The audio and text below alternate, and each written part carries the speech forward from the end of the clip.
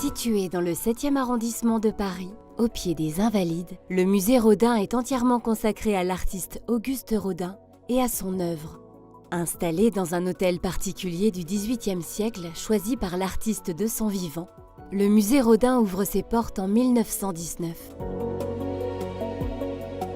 Aujourd'hui, le musée Rodin assure la conservation et la diffusion de l'œuvre du célèbre sculpteur via une visite chronologique de la vie de l'artiste parisien. La renommée internationale de l'artiste, auteur de sculptures universellement connues, telles Le Penseur ou encore Le Baiser, contribue à la notoriété des lieux. Nous avons rendez-vous avec la directrice Amélie Cimier pour faire un pas au musée. L'entrée au musée Rodin, l'hôtel Biron, se fait par la grande porte cochère et vous avez devant vous la façade sur cour exceptionnelle. Mais vous avez aussi, dès l'entrée, les œuvres majeures, les œuvres les plus célèbres d'Auguste Rodin. À votre droite, dans le jardin Le Penseur, avec juste derrière le dôme des Invalides. Puis vous entrez dans le hall de l'hôtel Biron pour un parcours qui est chronologique et thématique à la fois et qui vous emmène sur le long chemin de la construction d'un artiste. Un sculpteur, et notamment Auguste Rodin, c'est un temps long d'éducation, c'est un temps long de formation, et enfin c'est un temps long pour devenir célèbre et reconnu.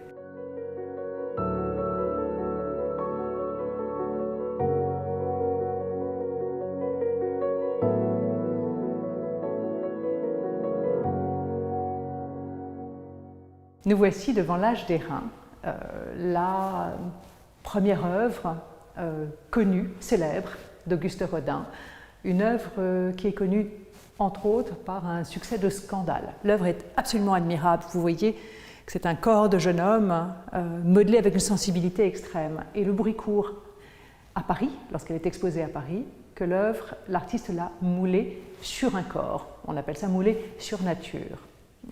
Tellement elle est frémissante de vie. Et donc il faut que les amis de Rodin, les amis plus installés, des artistes, témoignent qu'elle a bien été modelée par ce modeleur de génie, talentueux au possible, bien que jeune, et qu'il s'agit bien d'une œuvre originale et non pas d'un moulage qui est l'insulte suprême pour la profession, pour les artistes à ce temps-là.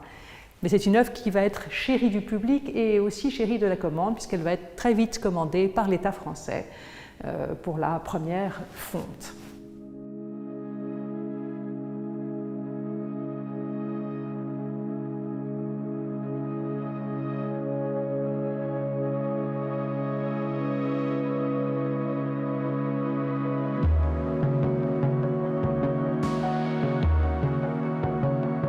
Les années 1880 sont les années des toutes premières commandes, des grandes commandes que Rodin reçoit, et notamment la commande de la Porte de l'Enfer.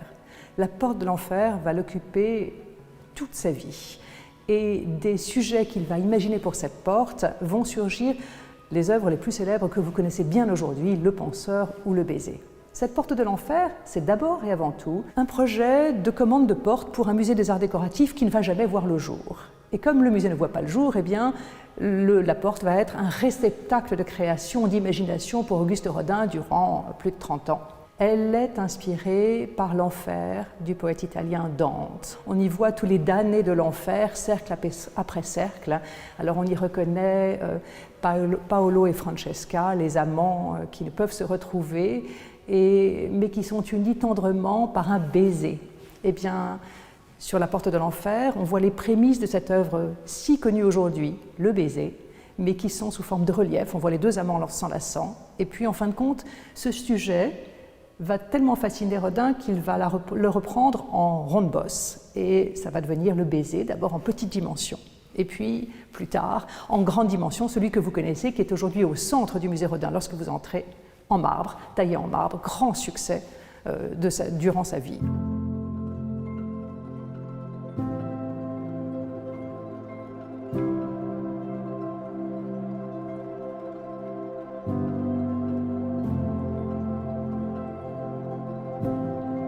L'œuvre représente les deux amants malheureux, Paolo et Francesca, s'enlaçant avant d'être séparés à jamais. C'est une œuvre qui dit l'amour et le bonheur, et du coup elle trouve sa vie comme une œuvre autonome, séparée de la porte de l'enfer, sans doute parce qu'elle est peut-être trop heureuse, trop joyeuse, et donc elle commence une vie dans ce format-là, c'est-à-dire un petit format, vous voyez, un format de dimension raisonnable, un peu comme le penseur ici.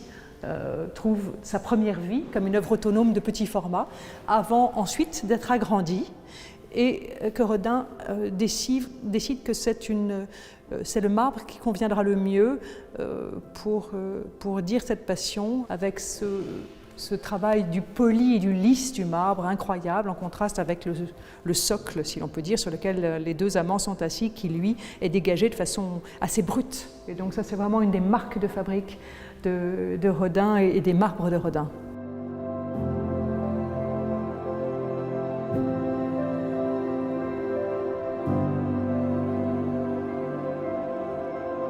C'est là aussi que va naître l'icône, probablement l'œuvre la plus célèbre d'Auguste Rodin, le Penseur. Le Penseur naît d'abord comme une figure de la porte, juchée sur le linteau tout en haut de la porte, figure tellement emblématique que tout un chacun se reconnaît dans ce geste du penseur, dans cette réflexion du penseur. Elle naît donc en petit format pour la porte, puis elle est déclinée comme une œuvre autonome, petit format encore, dans l'édition en bronze, et puis à la fin de la vie de Rodin, il le fait agrandir, et c'est dans sa grande dimension, la plus spectaculaire, celle que vous voyez aujourd'hui dans le jardin du musée Rodin, qu'elle est la plus connue et la plus extraordinaire, cette version monumentale véritablement. Il commence à être suffisamment connu pour exposer à l'étranger, pour recevoir de nombreuses commandes de monuments publics en France, notamment les très spectaculaires bourgeois de Calais, commandés par un maire visionnaire, le maire de Wavrin, pour sa bonne ville de Calais. C'est une œuvre très aimée et donc vite commandée par d'autres commanditaires. Ainsi, il y en a une version notamment à Londres, au pied des tours du Parlement.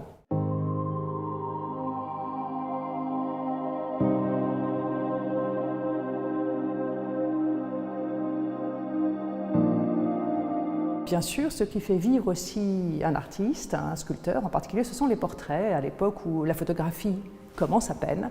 Les bustes, les portraits sont aussi une bonne part de son activité. Alors, les portraits de gens peu connus, les portraits de gens célèbres, vous trouverez dans le musée Rodin des portraits absolument merveilleux, que ce soit des femmes qu'il a aimées, et notamment de Camille Claudel. Vous trouverez aussi des portraits de femmes qui étaient célèbres à l'époque ou moins célèbres, des beautés de salon, des femmes d'artistes, et puis des portraits d'hommes comme Victor Hugo. Un portrait un peu compliqué à réaliser parce que l'artiste Hugo n'avait pas l'intention de poser, c'était un homme âgé, il trouvait que le portrait qu'on avait déjà fait de lui en buste n'était pas très bon.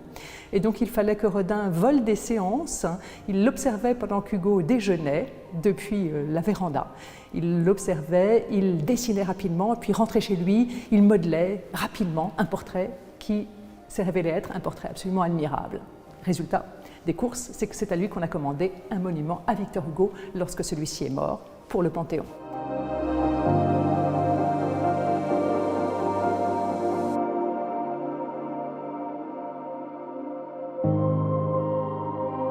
Les dernières œuvres de Rodin sont sans doute les plus radicales. Ce sont des œuvres qui sont agrandies, assemblées.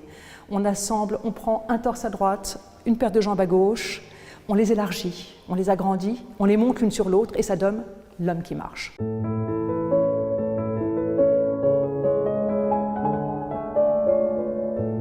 Nous voici devant l'homme qui marche et vous voyez, vous avez ici une œuvre monumentale qui est en fait un assemblage d'un torse. Vous voyez l'origine du torse ici dans la vitrine, un petit torse conçu pour un Saint Jean-Baptiste, et puis une paire de jambes, là aussi conçu pour un Saint Jean-Baptiste, mais les deux ont été agrandis séparément avec les traces du passage du temps. Ainsi, si vous regardez de près le torse, on voit qu'il y a des effets d'arrachement, il y a des éléments qui manquent, il y a des éléments qui montrent le passage du temps. En fait, on est assez proche d'un antique et nous sommes ici dans une rotonde qui montre la place de l'antique. Rodin disait « l'antique est ma jeunesse ».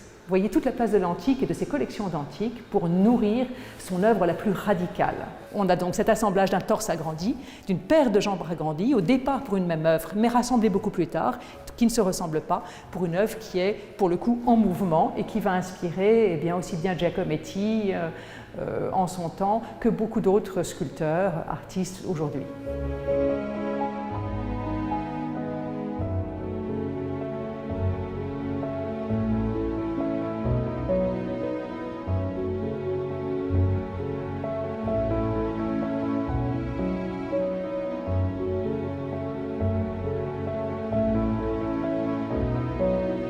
Il y a notamment dans les collections de peinture de Rodin un très beau Monet.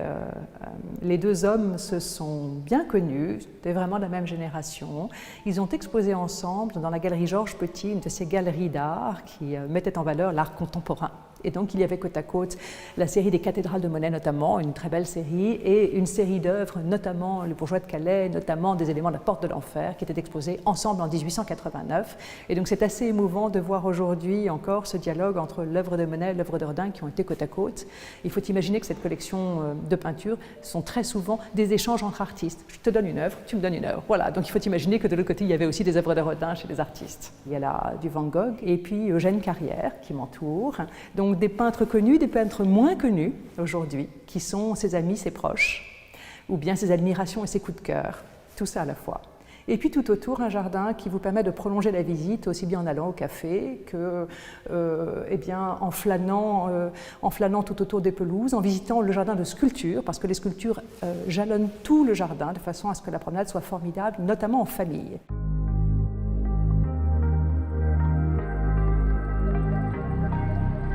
Le musée propose également des expositions temporaires annuelles, ainsi que l'atelier Rodin. Cet atelier permet d'expérimenter le modelage, le dessin et la sculpture en famille. Il est possible d'y assister gratuitement et sans réservation afin de devenir vous-même un artiste. Pour découvrir l'ensemble de ses œuvres, rendez-vous au musée Rodin du mardi au dimanche de 10h à 18h30 pour faire un pas au musée.